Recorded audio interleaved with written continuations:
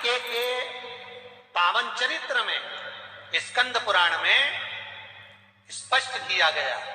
और कल्याण का कार्तिक खंड पढ़िएगा, कभी योग लगे तो गीता प्रेस गोरखपुर का कार्तिक खंड पढ़िए, आप पढ़ेंगे तो उसमें मिलेगा आपको कि आंवला नवमी के दिन आंवले के पेड़ के नीचे घी का दिया लगाकर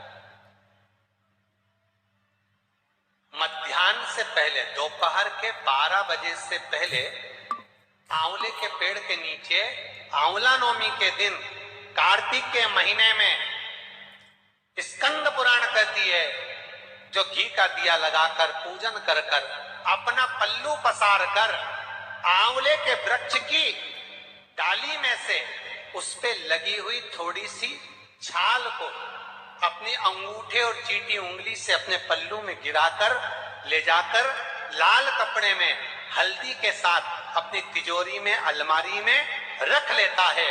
उसके घर में कभी बरकत की कमी नहीं होती, उसके घर में कभी संपदा की कमी नहीं होती, उसके घर में धन वैभव सत्ता बढ़ती है, बढ़ती है। आंवला नवमी की कथा में एक प्रसंग आता है। आंवला नवमी का पूजन आपको करना आता है, व्रत करने वाली माताएं व्रत करती है, आंवले के पेड़ के नीचे जाकर पूजन करना, भोजन करना, आंवले का वृक्ष की छाया में बैठना,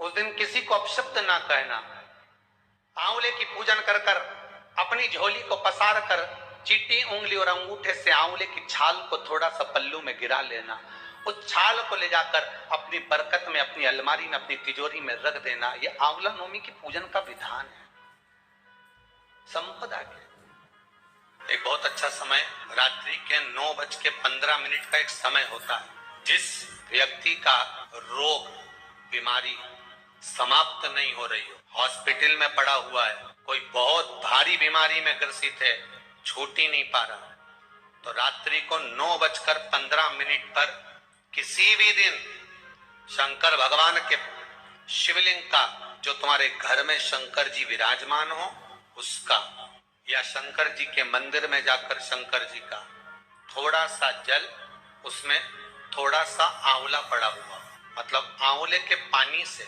शंकर का अभिषेक पूजन कर लीजिए। उसका नाम लेकर कर लो जो रोग से ग्रसित हो।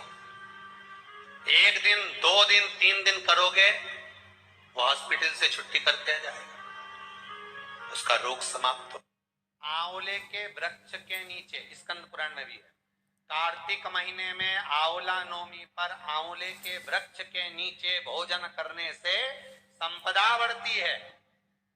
इसलिए आंवला नवमी पर लोग आंवले के पेड़ की पूजन करने जाते हैं तो वहां गोट भी करते हैं। बोलो सही है कि गलत है? वहां लोग टिफिन लेके जाते थे, पहले भोजन करते थे आंवला नवमी पे, आंवले के वृक्ष के नीचे भोजन करने पर संपदा बढ़ती। आंवला नवमी का दिन कार्तिक में पड़ती आंवला, ठीक है। जगत गुरु शंकराचार्य जी कह रहे हैं, माँ तो कृपा कर। माँ कहती इसने एक कभी दान नहीं करा, पुण्य नहीं करा, सत्कर्म नहीं करा, कभी कैसे दान? दान का फल दान।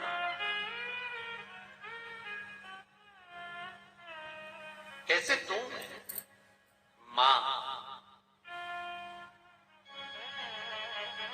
पूर्व में मान लो इसने जितने जन्म लिए, उस जन्म में अगर कोई दान नहीं दिया तो आज आंवला नवमी के दिन आज तो दान दिया है। लक्ष्मी जी बोलती है जो अभी करेगा इसका फल तो बाद में मिलेगा। जगत गुरु शंकराचार्य जी कहते हैं, मां मैं आपसे केवल इतना सा मांगना चाहता हूं, इस कली काल में आप मुझे वर दे दो कि एक दिन ऐसा हो आंवला नवमी का, जिस दिन जो दिया जाता है उसका फल जीते जी ही मिल जाए। बस इतनी कृपा कर। जगत गुरु शंकराचार्य जी के शब्द देखिए। गौदान करा उसका फल बाद में मिलेगा, कुछ दान करा उसका फल बाद में, पर आंवला नवमी के दिन अगर आपने कुछ दान दिया है, आंवला नवमी के दिन अगर आपने दान किया है, उसका फल जगत गुरु शंकराचार्य जी माता लक्ष्मी से कहते आज की आज मिलना चाहिए। उसका फल हमें इसी पृथ्वी पर रहते रहते इस साह शरीर में मिलना चाहिए। श्री शिवाय नमस्तुभ्यम। आपको मेरा ये वीडियो पसंद आया तो उसे लाइक और सब्सक्राइब कर दीजिएगा और ज़्यादा से ज़्यादा शेयर कीजिएगा। Thank you.